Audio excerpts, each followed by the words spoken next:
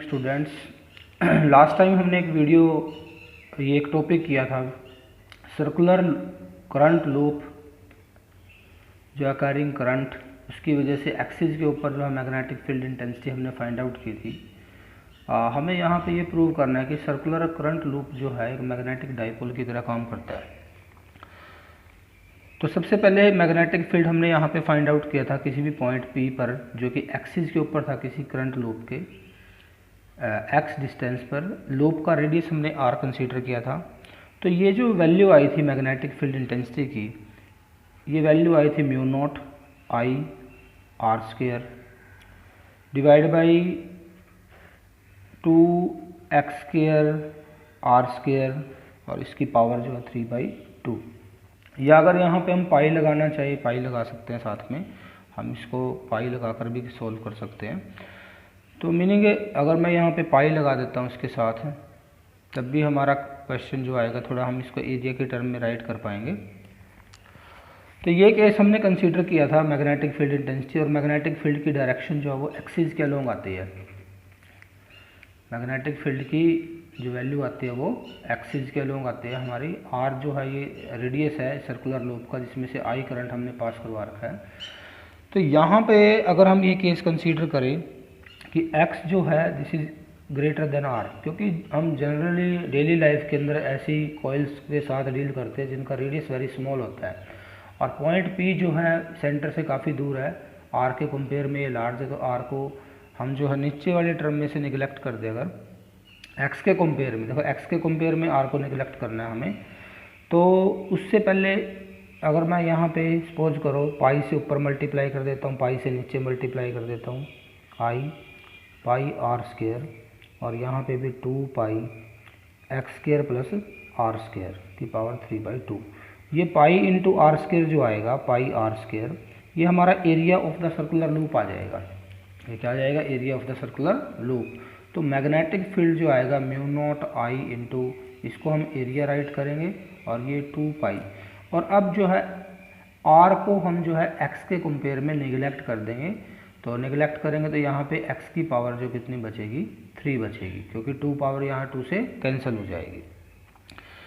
तो ये यहाँ से जो वैल्यू आएगी हमारी, ये i इंटू ए जो टर्म है, देखो i इंटू ए जो टर्म है, इस टर्म को हम बोलते हैं मैग्नेटिक डाइपोल मोमेंट। m से रिप्रेजेंट करेंगे, इसको हम बोलते हैं मैग्नेटिक डाइपोल मोमेंट। तो ये जो फॉर्मूला बनेगा B का हमारा, म्यू नॉट यहाँ से हो जाएगा m divide by 2 pi x की पावर 3, ये फॉर्मूला बन जाएगा। और अगर हम इसको 2 से मल्टीप्लाई कर दें, 2 से डिवाइड कर दें,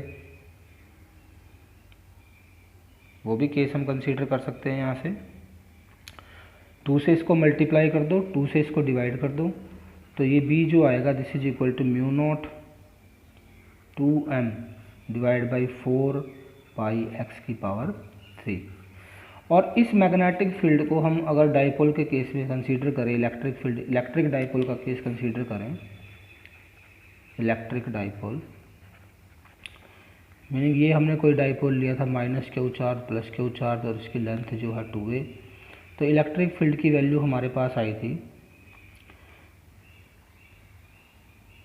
2pe, pe meaning electric dipole moment है, और ये डिवाइड में आया था 4 पाई एप्सिलॉन नॉट x की पावर 3।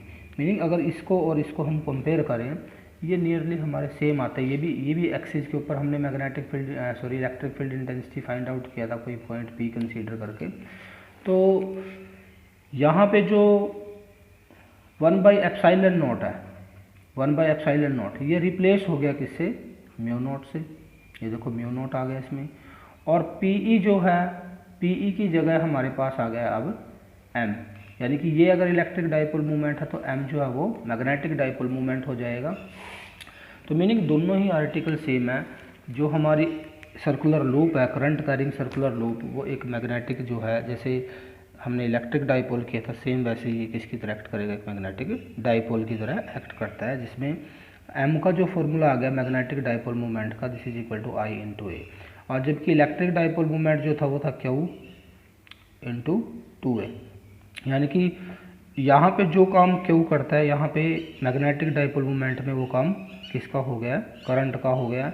और यहाँ पे हमने डिस्टेंस लिया हुआ था, जबकि यहाँ पे हमारा ये डिस्टेंस जो है, यानी कि डिस्टेंस ऑफ सेपरेशन जो था चार्जेज का, वो रिप्लेस हो गया किससे, area of the current loop से। यानी कि एक चार्ज जो होते हैं equal and opposite charge separated by some distance, वो एक्ट करते हैं एक इलेक्ट्रिक डाइपोल की तरह। तो करंट लूप जो होता है वो एक्ट करता है किसकी तरह, मैग्नेटिक डाइपोल की तरह। तो ये हमें आ जाता है कई बार पेपर में प्रूव करना। तो आप यहाँ पे मैग्नेटिक डाइपोल मूवमेंट निकाल करके दिखा दोगे इसकी। तो नेक्स्ट हमारा टॉपिक है magnetic dipole movement of revolving electron. तो नील बोहर का नाम सुना होगा, नील बोहर। नील्स बोहर जो थे, उन्होंने एक एटम मॉडल जो है दिया था 1911 में, क्वांटम मॉडल भी जिसको बोला जाता है।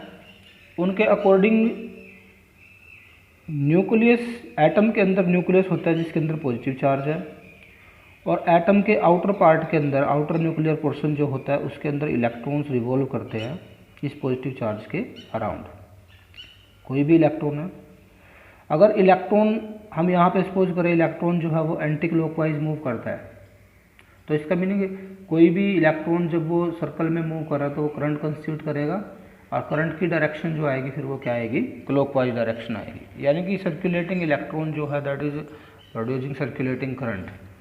सर्कुलेटिंग इलेक्ट्रॉन जो है वो सर्कुलेटिंग करंट जो है वो प्रोड्यूस करेगा।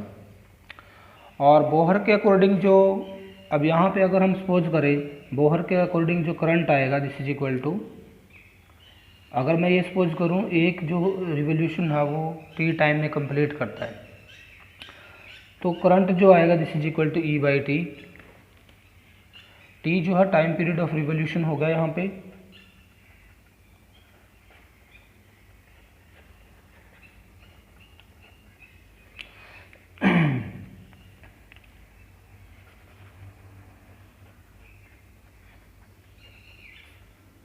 Time period of revolution of electron. और r अगर मैं सपोज करूँ रेडियस है, अगर r क्या सपोज करें, इस सर्कुलर जो पाथ का रेडियस है वो r है, radius of the orbit, circular orbit. और इलेक्ट्रॉन की स्पीड अगर मैं कंसीडर करूँ v, स्पीड ऑफ इलेक्ट्रॉन है,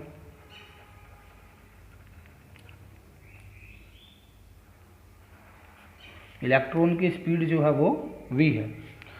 तो टाइम पीरियड निकाल लेंगे, क्योंकि सर्कुलर पाथ को कवर करने में कितना डिस्टेंस कवर करेगा, 2 पाई आर सर्कमफ्रेंस के इक्वल, और स्पीड उसकी है v, तो टाइम पीरियड आ जाएगा यहाँ से। यहाँ से हम क्या फाइंड आउट कर सकते हैं, उसका टाइम पीरियड। तो ये टाइम की वैल्यू जो हम यहाँ से इसमें पुट कर देंगे, तो I की जो वैल्यू आएगी, I current, this is equal to E, V ऊपर चला जाएगा और 2 पाई R जो है वो डिवाइड में आ जाएगा, ये हमारा करंट आ जाएगा। तो अगर यहाँ पे कुछ ना कुछ करंट है तो कुछ ना कुछ मैग्नेटिक डाइपोल मूवमेंट भी सर्कुलेटिंग करंट प्रोड्यूस करेगा, जिसको हम म्यू एल से लिखेंगे। L meaning orbital magnetic dipole movement के लिए यूज होता है ये। तो म्यू एल की वैल्यू क्या आएगी, current into area of the loop. Circle का एरिया जो है, अब देखो रेडियस आर लिया हुआ है तो इसका एरिया क्या हो जाएगा, पाई आर स्क्वायर हो जाएगा।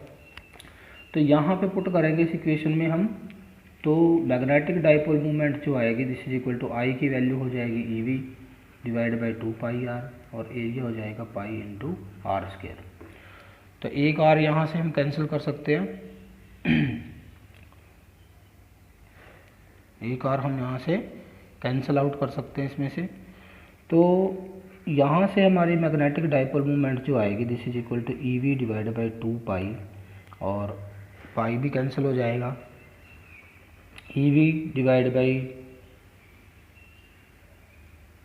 ई वी आर बचेगा एक ऊपर से डिवाइड बाई 2। ये टर्म आएगी हमारे पास।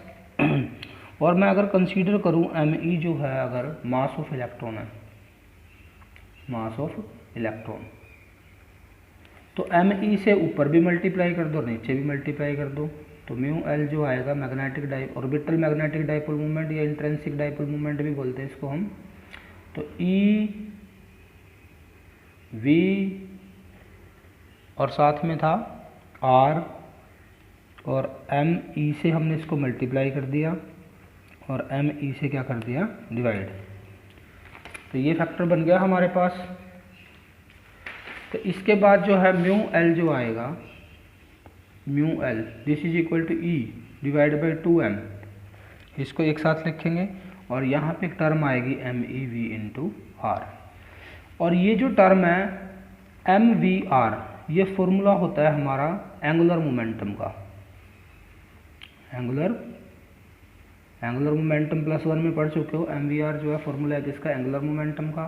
तो म्यू एल जो आएगा this is equal to E divide by 2m into में क्या आ जाएगा, एंगुलर मोमेंटम एल। एल से हम एंगुलर मोमेंटम को राइट करते हैं।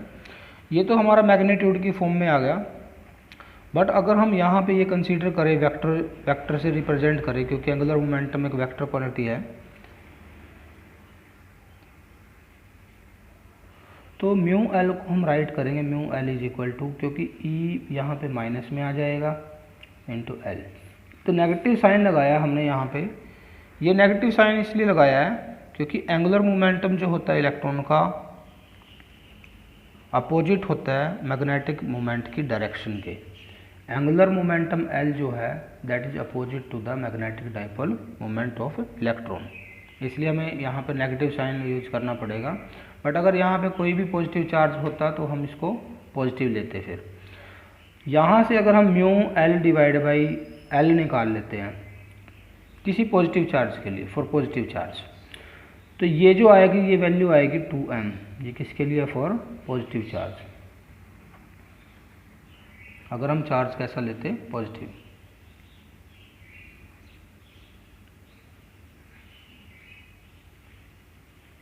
तो ये जो रेशियो आता है हमारा E बाई 2m E, इसको बोलते हैं जायरो मैग्नेटिक रेशियो।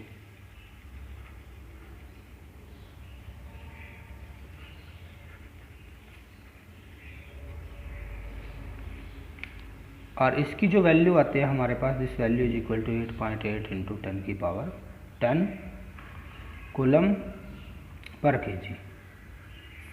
ये वैल्यू आएगी हमारे पास, जो कि आप याद कर सकते हो डायरेक्टली। अब अगर हम बोहर की पोस्टुलेट यूज करें, बोहर के अकॉर्डिंग इलेक्ट्रॉन सिर्फ उन ऑर्बिट्स के अंदर रिवॉल्व कर सकता है जिसका एंगुलर मोमेंटम जो है that is integral multiple of h by 2 पाई है। देखो हम यूनिट नंबर 7 में इसको यूनिट नंबर 8 में दोबारा डिस्कस करेंगे अच्छी तरह से।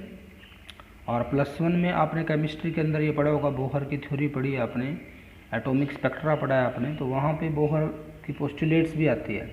तो n यहाँ पे कोई नंबर है 1 2 3 4, ठीक है, ये क्या होगा, कोई नंबर हो गया।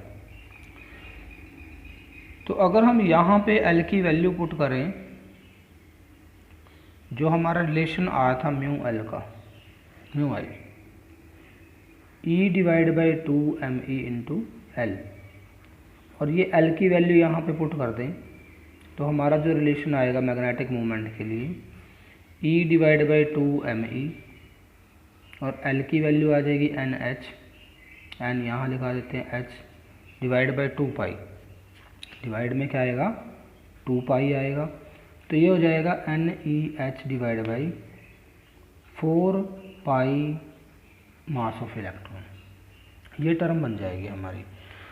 और अगर हम यहाँ पे n की वैल्यू पुट कर दें 1, n को कितना पुट कर देते हैं, n इज इक्वल टू 1, तो फर्स्ट ऑर्बिट जो होगा बोहर का, फर्स्ट ऑर्बिट जो आएगा, तो उसमें इलेक्ट्रॉन की मैग्नेटिक डाइपोल मोमेंट की वैल्यू आ जाएगी। इस वैल्यू को हम लिखते हैं minimum value for n is equal to 1।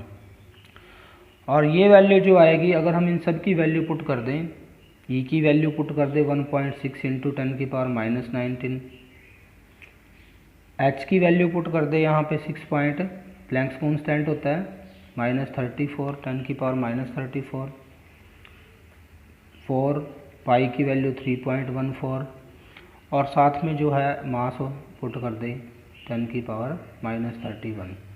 तो ये जो वैल्यू आएगी ये वैल्यू हमारे पास आती है नियर अबाउट 10⁻34 था ये। तो म्यू एल की जो वैल्यू आएगी हमारे पास इस पूरे को सोल्व करने के बाद ये वैल्यू आएगी 9.27 इंटू 10⁻24 एम्पियर मीटर स्क्वायर जो है मैग्नेटिक डाइपोल मोमेंट की यूनिट होती है, क्योंकि एम को अगर हम राइट करें यहाँ पे आई इंटू ए, आई की यूनिट होगी एम्पियर और एरिया की यूनिट होगी मीटर स्क्वायर। तो फर्स्ट ऑर्बिट के अंदर हाइड्रोजन एटम के फर्स्ट ऑर्बिट में इलेक्ट्रॉन की जो मैग्नेटिक डाइपोल मोमेंट होती है, इस डाइपोल मोमेंट को बोलते हैं बोहर मैग्नेटॉन और इसकी value 9.27 into 10⁻24 ampere metre square होती है। तो इलेक्ट्रॉन जो है एलिमेंट्री पार्टिकल है, फिर भी जो है इसकी इंट्रिंसिक मैग्नेटिक मोमेंट होती है।